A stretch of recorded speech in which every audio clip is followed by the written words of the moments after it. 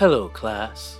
I hope you enjoyed our previous lesson on the nature-loving Sylvan kin, who are, at least compared to their other elven kindred, the closest thing to being down to earth. For today's lesson, we will speak of a race of creatures who, like their creators, are incapable of anything close to a positive emotion, or a positive anything, honestly. For today's lesson, we will speak of the Ratkin.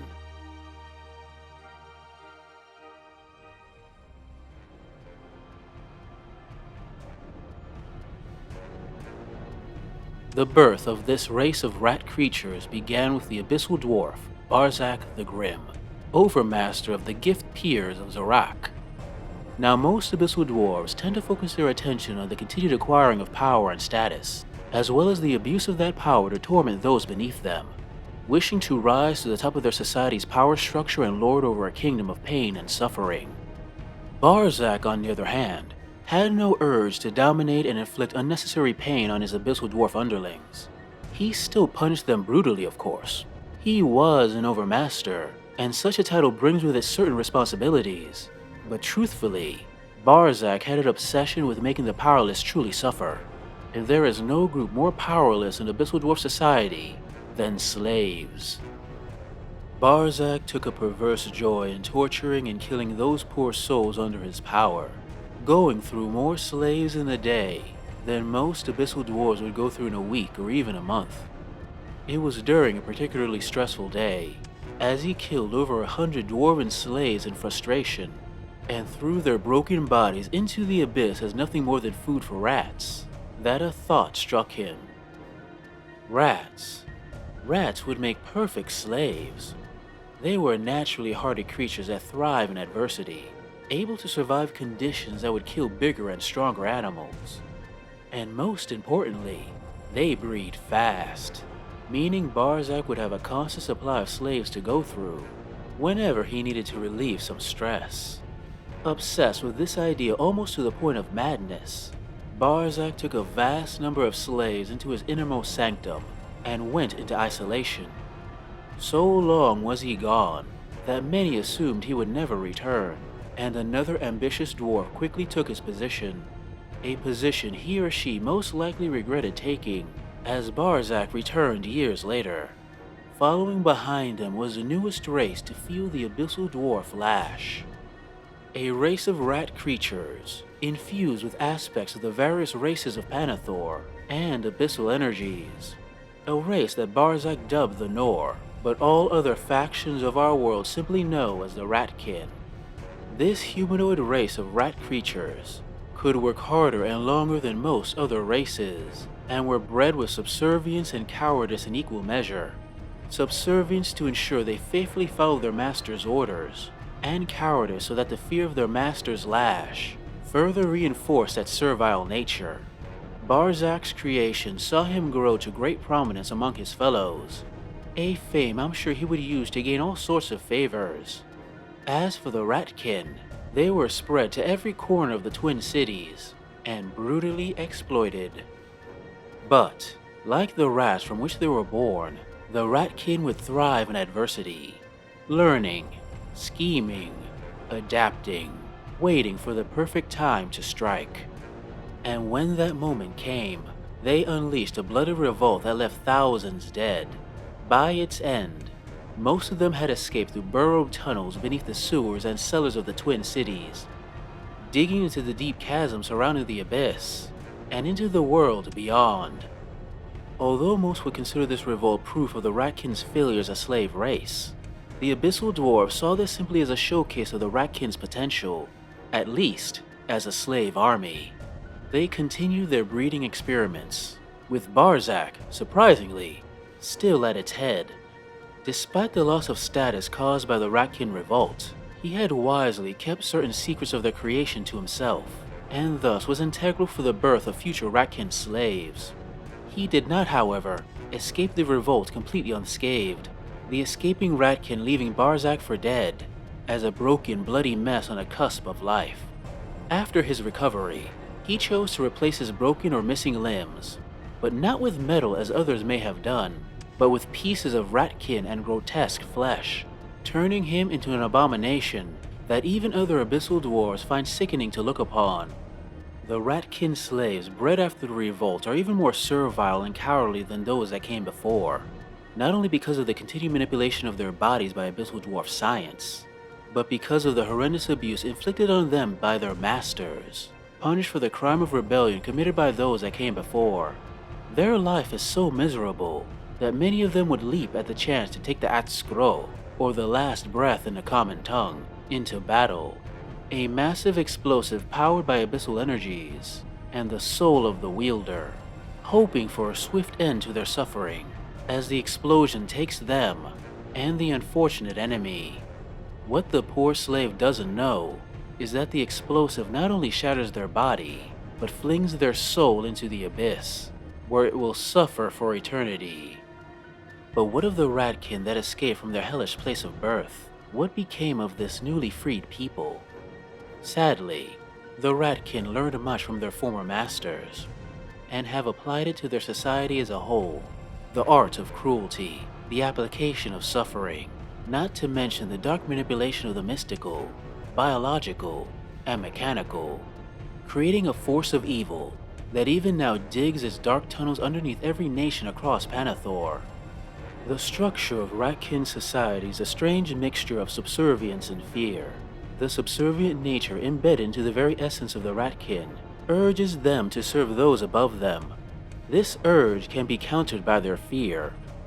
Ratkin as a whole are cowardly by nature, and in battle, unless they have an overwhelming advantage in numbers, are prone to run if their lives are in significant danger, which means stronger Ratkin, who are less prone to this fear, must make bloody examples of those who run to ensure the rest fall in line, essentially making most Ratkin more afraid of their allies behind them than the enemy in front of them.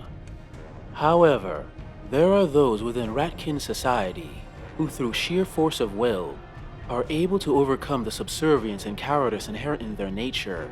These Ratkin become natural leaders of any Ratkin nest, and the most powerful of them are the Brood Mothers. The Brood Mother is the core of any Ratkin infestation, but do not think of her as an ant queen only concerned with the propagation of her species.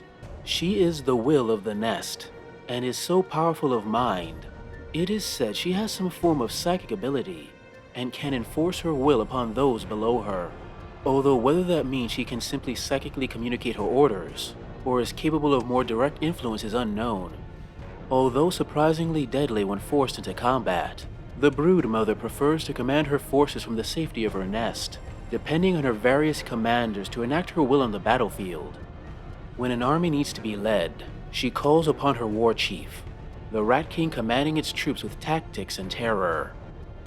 If magic is called for, a warlock will summon the powers of the abyss, unleashing hellfire and binding abyssals to its will.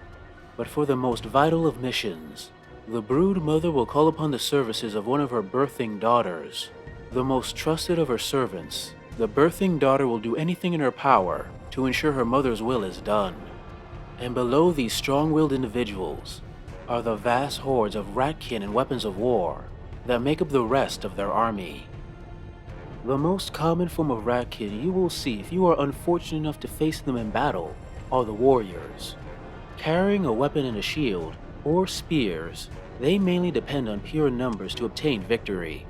Those Ratkin born larger and stronger are formed into shock troops, holding the enemy in place while the rest of the Ratkin horde surround them. As common as these warriors are, they are not the bottom of Ratkin society. That status is left to the wretches, the weakest and most pathetic of the Ratkin. When not issued the most menial of tasks in the layers, they are thrown at the enemy like chaff, no better than the rat swarms that nip at their heels. A few Ratkin are born particularly dexterous. These are formed into scurrier teams, trained as scouts and used to investigate enemy forces and search for any weaknesses, as well as strike at any enemy weak points if they appear. Another mission scurrier teams are commonly used for is to sneak into goblin pens and capture a few maw beasts. These maw beasts are given to Ratkin who form into units called hack paws. A quick and deadly mounted force that can hit an enemy's side in a torrent of deadly blade and massive maw. That is, if the Ratkin can avoid getting eaten by its mount before getting there. Those few scurriers who survive enough missions and gain enough skills may become master scurriers, assassins who are sent on near impossible missions to further hone their abilities and take out important targets. When Barzak first bred the Ratkin, he did not stick with one common template. While most would be slaves, he decided to breed another subspecies bred for hard labor and possibly war. These so-called brutes became the workhorses of the Abyssal Dwarves, in many cases working alongside the dwarves in the mines. It was perhaps because of this constant interaction, and also because they were most likely treated slightly better than their smaller brethren, that these brutes came to admire their masters. Even now, brutes who have long since been freed from the dwarven yoke still fashion their hair into plaits to mimic the Abyssal Dwarf style. The most vicious of these brutes are given the duty of enforcers, stalking through the hordes of Ratkin and ensuring that those Ratkin who are tempted to flee are dissuaded from doing so. In combat, these brutes are often pumped full of regeneration fluids and steroids to further increase their combat effectiveness, chemicals that are further enhanced by a science unique to the Ratkin, Blightcraft. Like the Abyssal Dwarves, the Ratkin enjoy the creation of weapons of war. However, it's clear that they don't simply mimic the devices of their old masters, but create new devices with their own twisted design. And many of these devices and creations are further enhanced by Blightcraft. This still barely understood science helps create bizarre and noxious instruments of war, infected with all manners of diseases, and accompanied by a suffocating miasma of pestilence that hits their enemies before the Ratkin even arrive. Nightmares of those Ratkin grown to a naturally large size, and whose natural fear has been replaced with an almost uncontrollable aggression. Given brutal drills and blight-spewing weapons, they are the brood mother solution for particularly stubborn opponents. Birthed from the twisted minds of a brood mother and her mewling daughters, the Night Terror is a mutation of the brute gene that transforms it into a deadly preternatural killing machine, taking great delight in ripping apart enemies in the heaviest armor and consuming their fleshy center. Not all creations are as successful as the Nightmares and Night Terror. Most end up as short-lived abominations that quickly die as their bodies give out. Those that survive long enough, though, are given the opportunity to share their pain with whatever is in front of them, making them deadly, if a bit unstable, beasts of war. Claw-shoot rifles are arcane, long-barreled guns that are able to shoot at an enemy from a long distance, appreciated for its ability to take out important and distant targets, and allow the lucky Ratkin shooting it to be far from the battlefield. Mobile weapon teams carry looted Abyssal Dwarf weapons, or weapons of their own bizarre design for use in battle. Although honestly, with the difficulty they have firing the thing, I suspect it's more of a way to simply test a Ratkin engineer's latest creation. A test those in charge of its firing most likely hope doesn't literally blow up in their faces. Death engines are whirling weapons of war that shoot at the enemy with differing but equally deadly weapons. And when they must, their crushing wheels and spinning blades turn ranks of soldiers into bloody mulch. The Shredder is a relatively small vehicle that fires a cloud of poison-coated spinning blades, either granting a quick death through a decapitating strike, or a slow one as the target's body slowly withers away. While tunnel runners are primarily used to quickly get messages between different Ratkin layers, they can also be used as mechanical chariots, going through the enemy like a Ratkin-driven spiked cannonball. One of the strangest devices used by the Ratkin is the Tangle, formed from the rusted beams of failed machines reshaped into an arcane focus. It is carried through the battlefield on a seemingly endless tide of rats. And at the center of this device is a pile of filthy furs and cloth that house a nest of fat, blind, and extended creatures known as pus bloats. The pathetic creatures are psychically and magically bound to the device, and their pain and anguish is amplified through it. This psychic wailing is then focused by the Swarm Crier. Although the Swarm Crier is usually just a standard bearer, Carrying a standard of skin and bones, and screaming liturgies of hate, it is clad in protective armor and directs the pustulant energies of the unfortunate enemy. As terrifying as the Ratkin command of the biological and mechanical may be, it may be their command of the mystical that may be the most disturbing. For one enterprising broodmother by the name of Kirza has done what many thought was impossible, using the mystical energies and eventual lives of many Ratkin warlocks.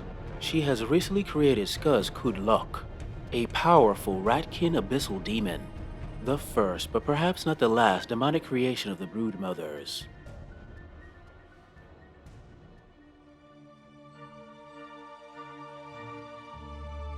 Well, class, I hope this history of this rat menace hasn't made you worried about the chittering noises you occasionally hear in the building walls. I assure you, those are just regular rats, not likely to attack you in a swarm if you try to go to sleep tonight. And if they do, well, let's hope your body is strong, as the diseases that most likely course through their veins will make your potential death extremely painful. Next lesson, we will speak of a faction that, despite their bestial appearance, may be the most honorable and noble people you will ever meet. Next lesson, we will speak of the Herd.